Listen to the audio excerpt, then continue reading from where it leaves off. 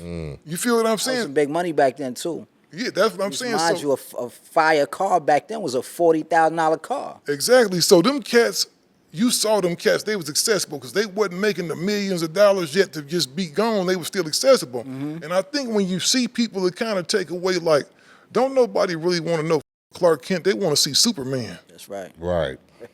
You feel what I'm saying? Because if a nigga see you in the grocery store, you kind of don't lost your superpowers now. Like, oh man, this nigga just like me. He's sitting on there talking about all the bras he bag and all the money he got, and he's shopping the same place. To some people, that's disheartening on a subliminal level.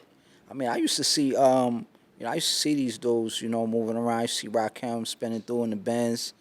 Used to see Biz Markie all the time. Used to be in the hood at the Blimpies at a sandwich spot.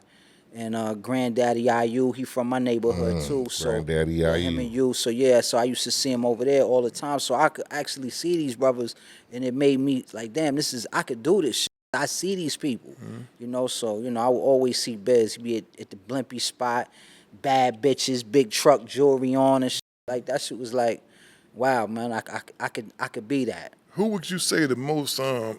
Who would you say influenced your style more? Because you got a lot of MCs coming out of Hempstead, man. Rakim. Rakim? Yeah, I'm a Rakim baby. Yeah. I'm a Rakim baby first and foremost. But after that, you got the G-Raps. You got the Slick. I saw Eight's in my style.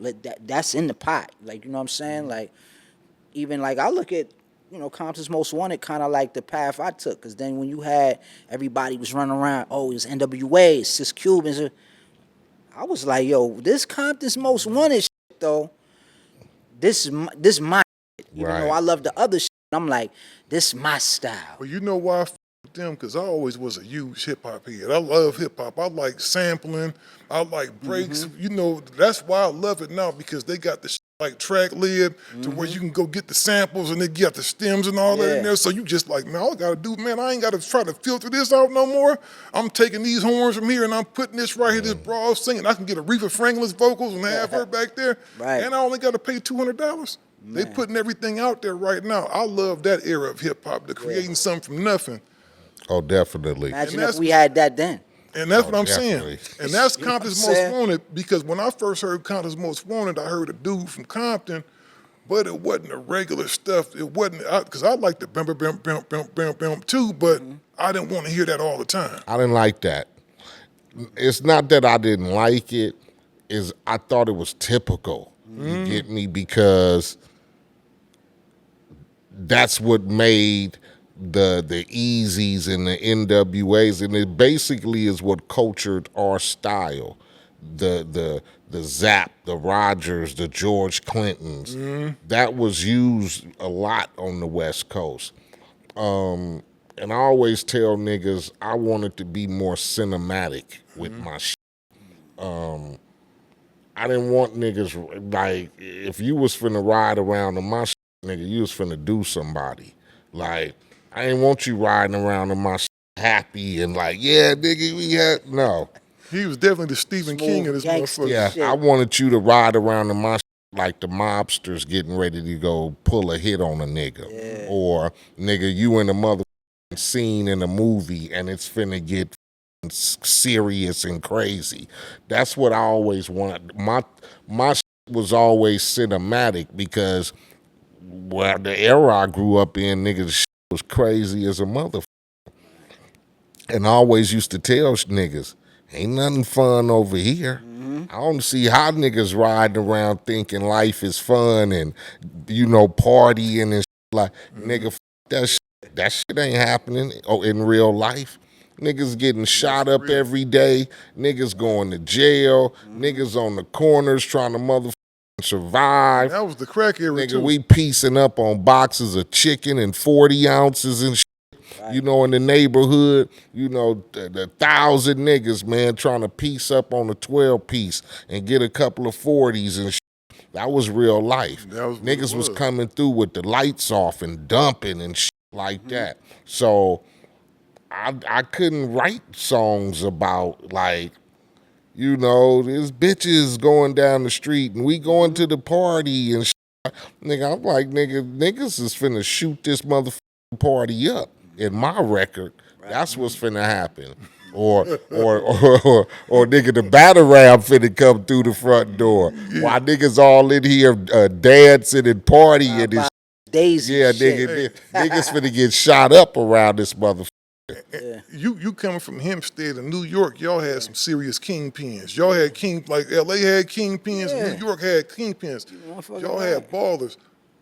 So you saw that whole crack What? crack I'm from a thing. notorious block. My whole block is a project. The whole strip is project. So my block, they done did documentaries about it. It's the raids from remember Public Enemy. I forgot that song they did about crack, and they showing some of the raids from my actual block. So I'm from Terrace Ave. Okay. So Terrace Ave, it's like a notorious, like it's still littered with drugs to this day. You know what I'm saying? Terrace Ave is still a notorious block. So, like Eiht was saying, I wanted my music to feel like how we feel. I always wanted my music to be the background of how when we was out there hustling. I wanted my That's the album. vibe I get from it, That's yeah. it. So that was how I wanted my shit to sound, like the pissy hallways. I always wake up. Fiends had their couches in the hallway sleeping. You know what I mean? That type of shit. So I always wanted that, and even when you said cinematic, I still say that to this day. When people go like, "How you pick your beats?" I pick my beats, and I think of it like a movie, and I feel like when my beat play, I want it to feel like this the part of the movie where I walk in. This is how I want it to sound.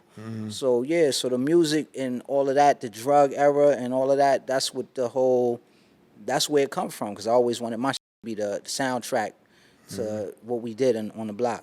Yeah, man, because I know Cool G rap. I'm going to tell you, though, who was nice from over there, man. Granddaddy IU was a bad mother.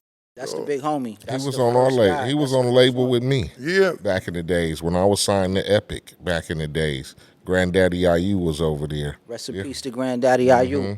That's the big bro, man. He took me under the wing early when I was trying to get on, and he put me on some records and stuff like that. Yeah. I think that's necessary, man. I think everybody should go back and do that like once, because that mean a lot, man. Yeah. That mean a lot, and I'm pretty sure you picked up some jewels from him. Yeah, man. I mean, just to have you welcome me into his home, like I understand Big Daddy IU is a cold, chilling artist. That like to be able to make music with him and get game from him firsthand.